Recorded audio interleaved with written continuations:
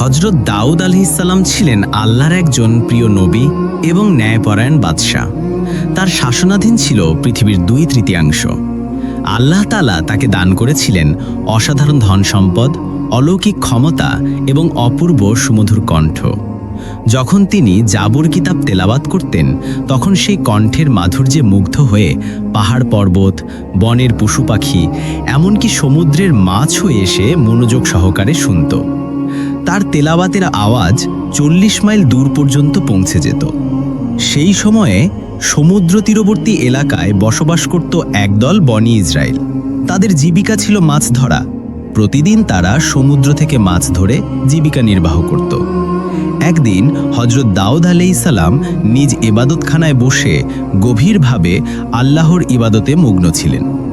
ঠিক তখনই আল্লাহ রাব্বুল আলামিন গায়বী আওয়াজে তাকে নির্দেশ দিলেন, হে দাউদ, তোমার উম্মতকে জানিয়ে দাও তারা যেন শনিবার দিন সব ধরনের ব্যবসা বাণিজ্য ও মাছ ধরা বন্ধ রাখে এবং শুধুমাত্র আমার ইবাদতে মনোনিবেশ করে।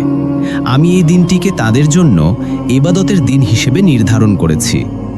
এই আদেশ পেয়ে হযরত দাউদ আলাইহিসসালাম বনি ইসরায়েলদের একত্র করে বললেন, হে বনি ইসরায়েল, মহান আল্লাহর পক্ষ থেকে তোমাদের প্রতি নির্দেশ এসেছে, শনিবার দিন শুধুই আল্লাহর ইবাদতে লিপ্ত থাকবে, ব্যবসা বাণিজ্য ও মাছ ধরা থেকে বিরত থাকবে। তোমরা তোমাদের রবের ভয় করো, তার আদেশ মানো, তাহলেই তোমাদের কল্যাণ হবে। এই কথা বলার পর হযরত দাউদ আলাইহিসসালাম সেখান থেকে চলে যান। সমুদ্র তীরবর্তী এলাকার কিছু বনি ইসরায়েল শুরুতে শরীয়তের নিয়ম নীতি মেনে চললেও সময়ের সঙ্গে তারা ধীরে ধীরে চতুরতার আশ্রয় নিতে শুরু করে। যদিও দেশের বেশিরভাগ মানুষ হযরত দাউদ আলাইহিসসালামের উপদেশ মেনে চলত এবং শরীয়তের প্রতি শ্রদ্ধাশীল ছিল, কিন্তু ওই বিশেষ গোষ্ঠী একসময় সরাসরি আল্লাহর আদেশ অমান্য করতে পেছোপা হয়নি।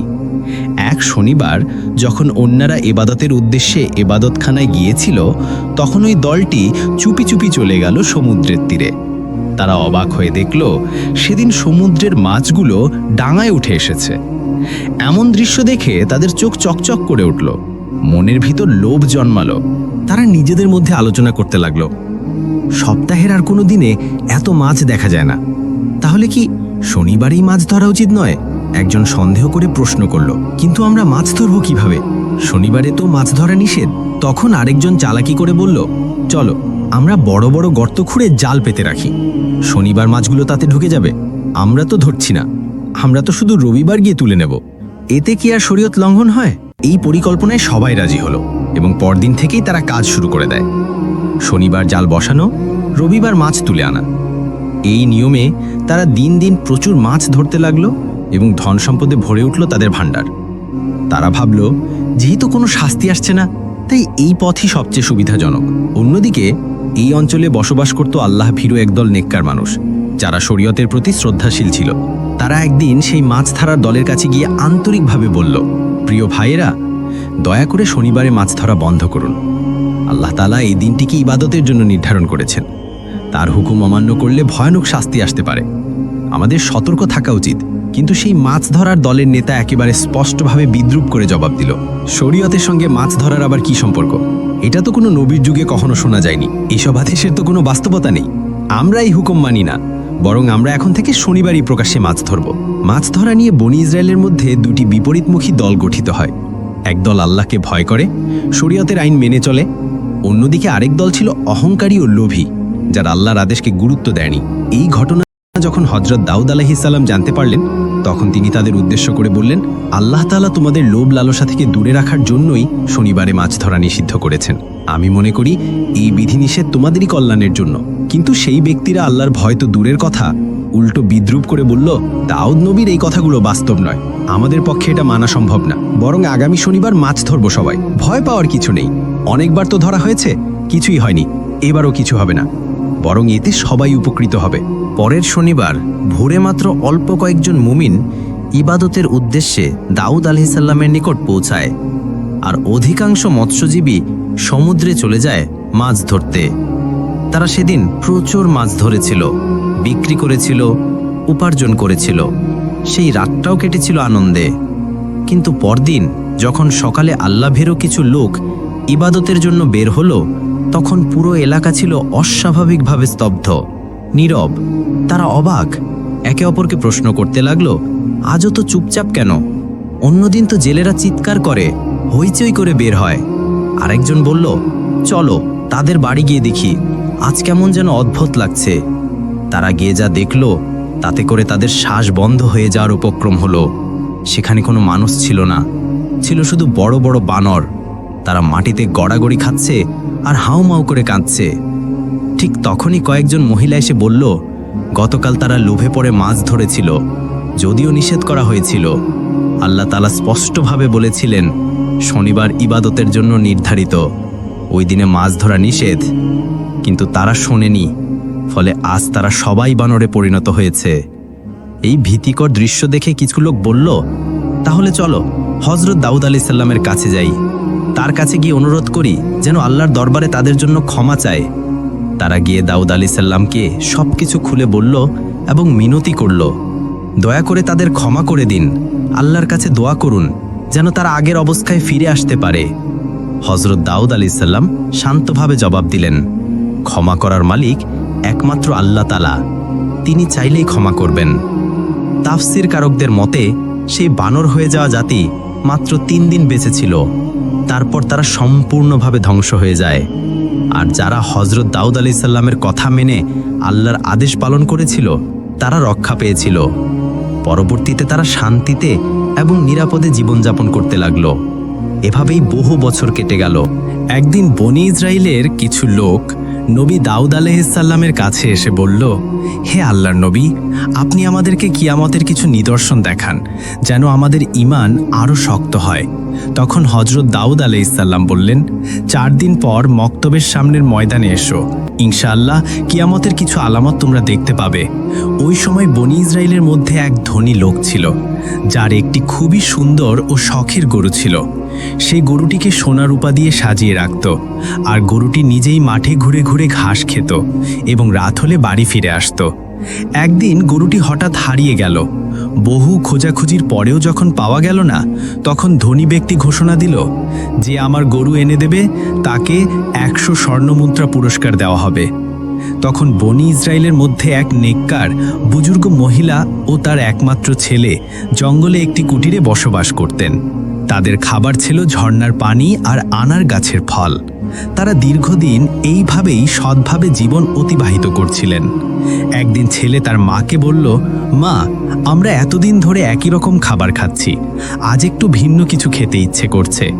মা বললেন, বাবা, যা কিছু আল্লাহ দেন সেটাতেই সন্তুষ্ট থাকা উচিত। তবুও ছেলে জেদ করতে থাকেন।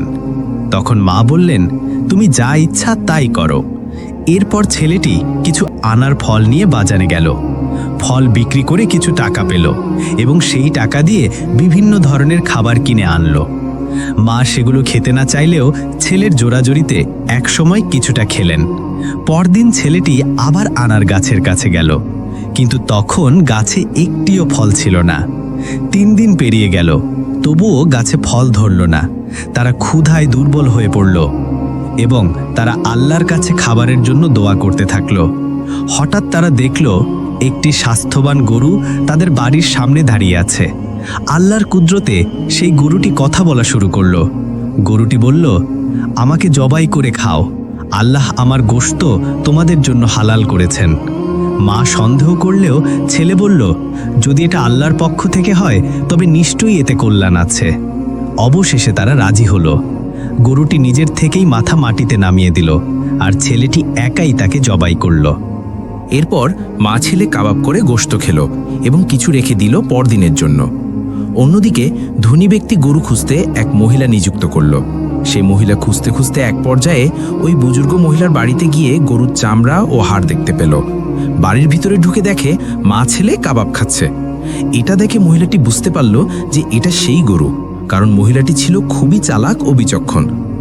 তখনই সে চলে যায় সেই ধনী ব্যক্তির কাছে, গিয়ে বলে, হুজুর, আপনি যে প্রিয় গরুটি খুঁজতেছেন, আমি তার খবর নিয়ে এসেছি, আপনি এখন আমার পাওনা টাকা দিয়ে দিন। ধনী ব্যক্তি টাকা দিয়ে জিজ্ঞেস করল, তুমি কি জানো কোথায় আমার সেই শখের গরু? মহিলাটি উত্তর দেয়, আমি জানি কে আপনার গরুটি নিয়েছে, তবে সেই গরুটি এখন আর জীবিত নেই, তাকে জবাই করে কেটে কাবাব করে খেয়ে ফেলেছে এক বৃদ্ধা মহিলা ও তার ছেলে। তারা এই জঙ্গলের ভিতরে ছোট একটা ঘরে থাকে এবং বানিয়ে বানিয়ে আরও বলতে লাগলো তারা ধর্মের নামে অভিনয় করে, অথচ আসলে তারা চুরি ডাকাতি করে। সে আরও বলে, গরুর চামড়া, হাড় গোড় এখনও বাড়ির বাহিরে ছড়িয়ে ছিটিয়ে আছে, আপনারা চাইলে গিয়ে দেখে আসতে পারেন। এই অভিযোগ শুনে সেই ধনী ব্যক্তি আর দেরি করল না, দ্রুত হাজির হলো হযরত দাউদ আলাইহিসসালামের দরবারে এবং সমস্ত ঘটনা জানিয়ে বলল ওই বৃদ্ধার তার ছেলেকে ধরে আনা হোক। হযরত দাউদ আলাইহিসসালাম তার সৈন্যদের নির্দেশ দিলেন, তোমরা যাও, ওদেরকে এখানে নিয়ে এসো। সৈন্যরা মা ও ছেলেকে নিয়ে আসতে গেল, কিন্তু ঠিক সেই সময়ে দাউদ আলাইহিসসালামের কাছে হাজির হলেন হযরত জিবরাইল আলাইহিসসালাম এবং বললেন, হে আল্লাহর নবী, আপনি যার বিরুদ্ধে অভিযোগ শুনেছেন ঘটনাটা তার চেয়েও অনেক গভীর। এই ধনী ব্যক্তি একসময় ওই বৃদ্ধা নারীর স্বামীর চাকর ছিল। তার স্বামী ছিলেন এক সফল ব্যবসায়ী। একদিন সিরিয়া সফরের সময় সেই চাকর মনের মধ্যে শয়তানি চিন্তা জাগিয়ে তোলে। সে তার স্বামীকে ঘুমন্ত অবস্থায় হত্যা করে এবং ছাগল, গরু, মালামাল সব লুট করে পালিয়ে যায় মিশরে। পরে গরুটি রেখে দেয় এবং বাকি সবকিছু বিক্রি করে দিয়ে বিশাল ধন সম্পদের মালিক হয়। দেশে ফিরে নিজের পরিচয় বদলে সমাজে মিথ্যা প্রচার করে ধনী হিসেবে প্রতিষ্ঠা পায়। যেই গরুটি নিয়ে এত অভিযোগ, সেটি ছিল ওই বৃদ্ধা ও তার স্বামীর, মানে হালাল সম্পদ। আর এখন যে ধনী ব্যক্তি এত অর্থবিত্তের মালিক, তার সব সম্পদ অন্যায়ভাবে অর্জন করা। এরপর জিবরাইল আলাইহিসসালাম বললেন, হে দাউদ, তুমি এই ঘটনার ন্যায় বিচার করো। এই কথা বলে হযরত জিবরাইল আলাইহিসসালাম চলে গেলেন। কিছুক্ষণ পর হযরত দাউদ আলাইহিসসালামের সৈন্যরা ওই বৃদ্ধা এবং তার ছেলেকে নিয়ে হাজির হলো।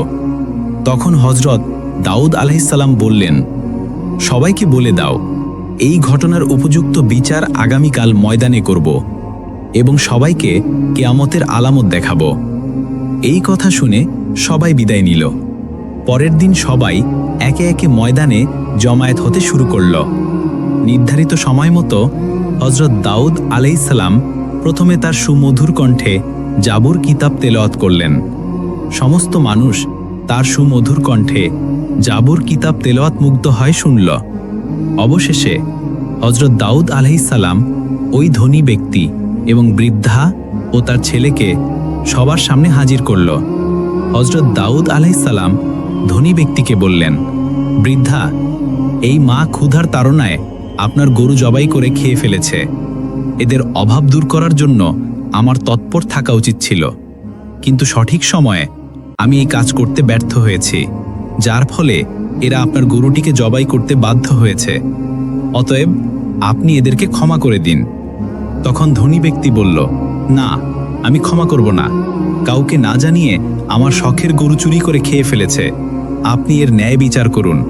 তখন দাউদ আলাইহিসসালাম বললেন, আচ্ছা ঠিক আছে, তাহলে গরুর ক্ষতিপূরণ সহ প্রাপ্য দাম আমি আপনাকে দিয়ে দিচ্ছি। এখন আপনি তাদেরকে ক্ষমা করে দিন। ধনী ব্যক্তিটি বলল, আমি ক্ষমা করতে আসিনি, সঠিক বিচারের জন্য আপনার কাছে এসেছি। ঠিক এমন সময় হযরত জিবরাইল আলাইহিসসালাম এক গায়েবী আওয়াজ দিয়ে বললেন, হে দাউদ আলাইহিসসালাম, ওই ধনী ব্যক্তি বহুবার ন্যায় বিচারের কথা বলেছে, অতএব আপনি ন্যায় বিচার করে দিন। অতঃপর হযরত দাউদ আলাইহিসসালাম ওই বৃদ্ধাকে জিজ্ঞাসা করলেন, আপনাদের এই বিষয়ে কিছু বলার আছে? তখন বৃদ্ধা মহিলা বলল, আপনি যে বিচার করবেন তা আমরা মাথা পেতে নেব। তখন হযরত দাউদ আলাইহিসসালাম তাদের কথা শুনে সবার মাঝে বিচার শুরু করলেন।